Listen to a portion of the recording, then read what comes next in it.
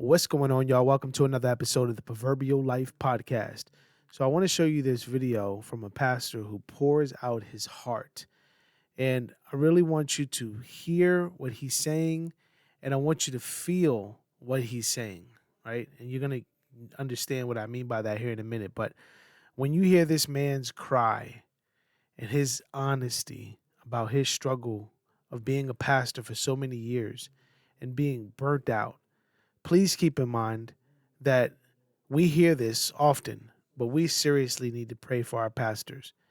If you're a pastor, you need to sit under other pastors or around mature people that you can just be refreshed by and encouraged by, and preferably in person, but resources that you can just be bathed in, and making your schedule where you can give your way and out at times, and vacation time, and just times of refreshing and getting away and detaching from the ministry. Now, I say all those things, okay? I'm a young pastor, okay? I say all those things, not acting like I have the answers, right? Not acting like if I was in his position for so many years that I wouldn't feel how he is. Now, I don't know this individual. I don't know the parameters he's put in place. I don't know any of those things. But my point is that we need to be humble enough to recognize that if it were not for the grace of God, so would I, right? So would I. This would be the case for me were it not for the grace of God. So I want you to listen to this, and I want you to pray for this pastor. Pray for this man, okay? Again, I don't know him, but pray for this man and listen to this as he pours his heart out. Listen to this. I think I'm officially at the burnt out point. I started the church, as you know, 17 years ago, and I feel like in December of 2004, I clocked in. And 17 years later, I've yet to clock out. I've never, in my opinion, clocked out a single time in 17 years. I've been pastoring since I was 22. For 22 years since I was 35. Pastoring is just hard. It's God's calling, but it's hard. And I have just notes because I don't want to miss anything, and I don't want to say anything that I shouldn't say. Pastoring in a pandemic is even harder because who knew what to do? And who knew how to really respond. And then pastoring through a construction project is even harder. And for 17 years, I've been able to hold up the weight, even when people are pushing down. But something's kind of shifted for me because for the first time, I don't feel like I can hold the weight anymore.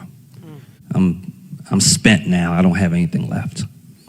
And because of that, for the first time in 22 years of pastoring, 17 years of being here, for the first time in my life, I'm scared. I'm afraid.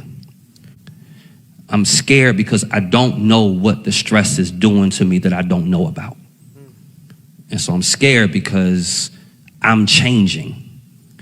I used to have good days and bad days. Now I just have days. And every day is I'm just numb.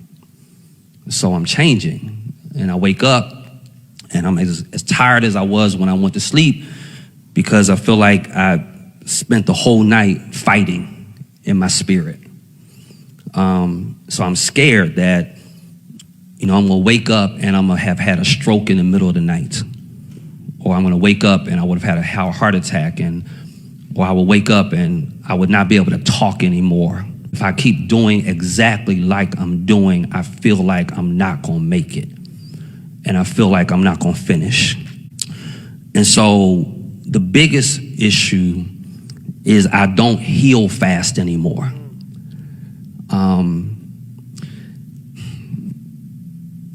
Being a pastor means you got to just be willing to take the shots.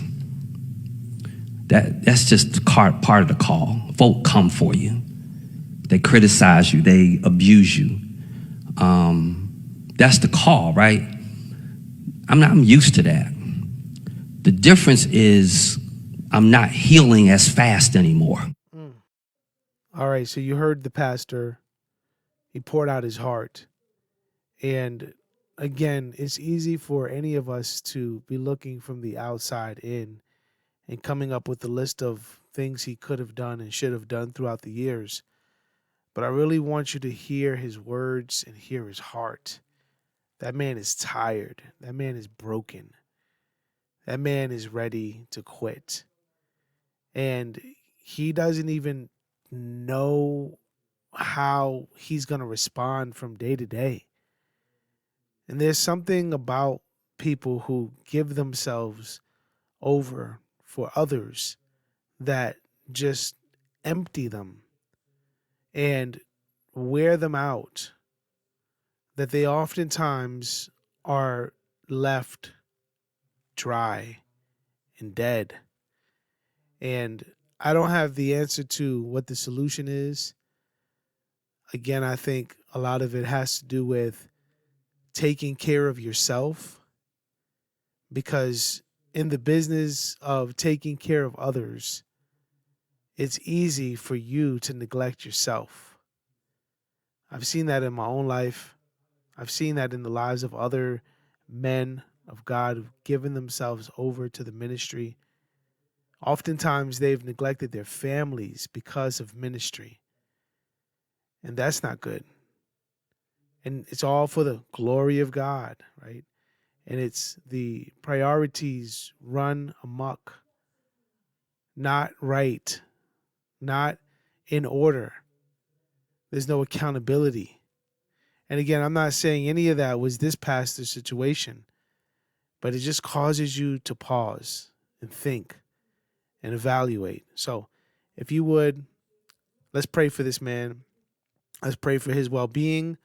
Let's pray for healing, that God would help him and strengthen him, and that God would turn the darkness that he is going through into a beautiful light that God would use to bring himself glory. And I pray that the ministry that God would have him to do moving forward would be one of also receiving, right? The ministry of receiving the gifts of others and being blessed by others, and then being used as God would have him to be used with the gifts and the ministry that he still has in him as a follower of Christ. So, hope this was helpful. Hope this was encouraging. It's gut-wrenching to hear this man pour out his heart in that way, but it's important for us to hear that. It's important for us to hear these warnings so that we stop and pause and evaluate and think, how can we live lives that don't turn out to be burnouts? Lord, help us and give us wisdom. All right, y'all, this is The Proverbial Life, a podcast where we encourage Christians to look to Christ, live wisely, and leave a legacy behind for generations to follow. Grace and peace, y'all.